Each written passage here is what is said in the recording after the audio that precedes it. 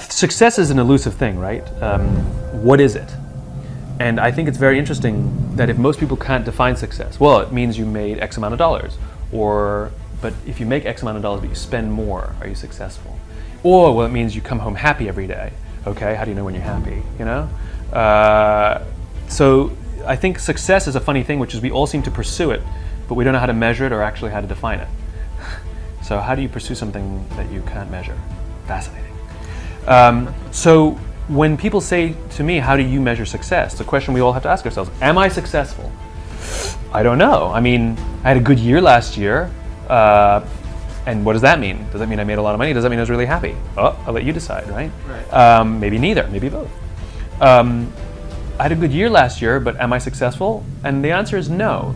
I don't feel I am, because I'm trying to build a world that doesn't exist yet.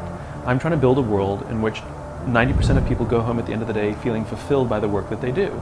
So I definitely took a big step forwards towards that goal, but I'm still so far away. So somebody said to me, then how do you know if you're successful? And the answer is, if it can go by itself. And so what is more interesting to me as a measurement of success is not the markers per se. It's not the financial goal or the size of the house that you want to buy. Those are nice things, go for it. But those are not measurements of success. Those are just nice things to collect along the way. Right. For me, it's momentum. I want to measure momentum, which is, you know, when something is moving and you start to see it lose momentum, you're like, uh-oh, give it a push, because if you don't give it a push, it's going to stop. And an object in stasis is much harder to get going. It requires a lot more energy to get something started than it does to keep it going, right? And so if you don't let it stop and you can keep it going, it's this, you know, it still might slow down there, but you can get it going again much easier. And for me, the opportunity is to get the ball rolling faster and faster and faster and faster and faster and bigger and bigger and bigger. It's like a snowball. And my responsibility is, because it's not rolling downhill yet, it's not on automatic yet, I need to still keep it going to find that critical mass where it can go, and at the point it can go by itself without me, then I will find something else to do. And that may not happen in my lifetime. I think we must all stop measuring promotions, salaries, and these things, but rather measure the momentum of your career. Does my career have momentum? Can I see it moving in the right direction? Can I see it gathering moss? You know, can I see that it's becoming easier for me to keep the momentum? It's becoming easier for me to grow the size of this thing. It's requiring less effort. That's the thing we need to measure. Yeah. That's the thing that we need to be cognizant of, which is the momentum of our careers, not just the markers that we think define our success. You speak to businesses and companies and leadership teams and employees and stuff. Without mentioning names, I don't want to put you on the spot, but have you gone and talked to a company that's been in trouble and then spoken to their team and then checked in on them after you've spoken to their leadership team? And what did that look like? Did you notice a noticeable change? Did they come to you and tell you that this has helped our organization out and our culture is much improved because of it? I'm not anybody's, like, you know, mom or dad. I'm not going to do it for you. And I have a very laissez-faire approach of it. I once had a client, this is a bunch of years ago, that said, what guarantee do I have that your stuff will work? To which my answer was, none. Like, I'm giving you a tool. It's like a hammer. You can use it broadly or narrowly. You can build a table, you can build a house. It's the same tool. You can use it for marketing, you can use it to completely revitalize your entire culture. And even though I'm going to sell you the most beautiful hammer, I'm not going to guarantee the instructional integrity of the house, right? It's your business.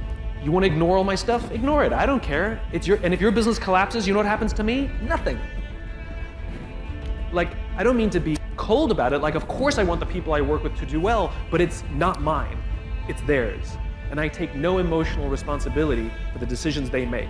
So yes, there are many people that I've had the pleasure of working with, some who work for dysfunctional organizations, that went on the hard journey of completely changing the way they lead and completely revitalizing their culture, and it has great success. It's not because of me, it's because of them, right? At the same time, there are many people who came in like, what an amazing speech, and did nothing. You know, thanks, that was great, you know? And of course it's gonna fail, you know? So I think that we have too much, especially in the consulting world or the design world, everybody's so paternalistic about it. And designers are famous for this, right? They get so personally offended when the client chooses the wrong thing. oh, they're such idiots. Don't they know we're trying to help them? Or who cares?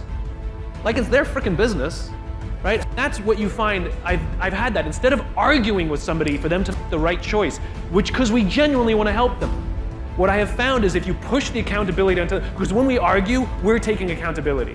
This is better. This will help you. We're taking responsibility, accountability. But if we say, look, we've been doing this a bunch of years, we know more about design than you do, I'm telling you, for every reason that I can outline for you, why this will help you more. But if you don't want to do it, that's fine. It's your business. Do what you want. The minute you switch the accountability and put it all on them, amazingly, they're much more open to your opinion. So people are always talking about visions and missions and all of this stuff. When people ask me, like, what example should I look to? Like, what company should I? I'm like, here's an organization with a vision, a cause. It was founded with a cause. It's an entrepreneurial venture. America is an experiment. It's an entrepreneurial venture where a bunch of people got together and decided we needed to start our own country because there were certain obstacles that were getting in the way of a vision that we had of a better kind of country, better kind of company, right? And they stated it right out of the beginning. All men are created equal, endowed with these unalienable rights, amongst which include life, liberty, and the pursuit of happiness. And it's not just a competitive statement, like to be the best, to be the most respected. That's not what it was. And I'm amazed how many companies start their visions or missions with that terribly egocentric language. It was an ideal. And the amazing thing is we've been good at it and bad at it in our history, but it's endured for 240 plus years because we fundamentally believe that we are at our best when we're pursuing that. But it is an ideal. We will never actually achieve all people are equal, but we will die trying. And that's the point. And it's the same for a company, which is true vision inside a company, is something that has nothing to do with your product. It is an ideal to which you will attempt to build and advance that ideal through your company with your product. You'll never achieve the ideal, but you'll die trying, and this is what gives our work meaning. This is what gives our lives purpose, right? The difference between vision and a goal is the finish line. A goal is 26.2 miles. You can simply count the metrics and know when you've completed your goal.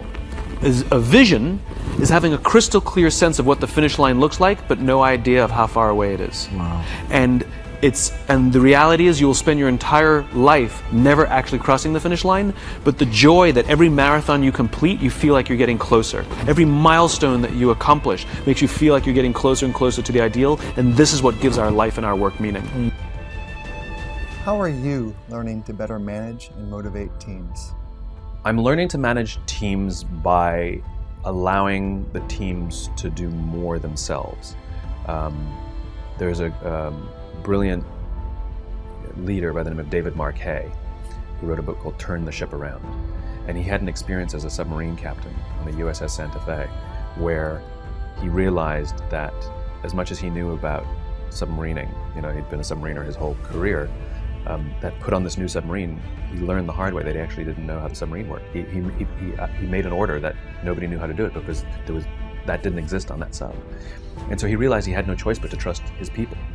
And he went through this transformation as a leader of telling everybody what to do to allowing people to tell him what should be done. And I've learned a lot from him, and I highly recommend his book. And I've really learned that, which is, at the top of the organization, as David says, the people have all the authority, and the leaders have all the authority, but at the bottom they have all the context, right? And so you can't just push all the context up, you have to push the authority down. And so the responsibility of leadership is to train people, make sure that they have the skill set, help build their confidence that they have the confidence to do what needs to be done. Yeah. They have to have competence and confidence. Right. And that's your job. That's the only job of the leader. It's like a parent. Make sure they have competence and confidence. Make sure your kids get schooling and make sure that they believe in themselves. And then leave them, And so I've done the same thing. Instead of sort of showing people how I would do it, I want them to learn how it's done, and feel good about themselves, and then just however they do it is how they do it. Yeah. And the result is remarkable. People feel better about coming to work. They feel like they have something to contribute. They feel more valuable, as opposed to just being told, this is how I would do it, or I'm going to do it this way. or do it my way. So yeah, completely changing my understanding of my job as more like a parent than a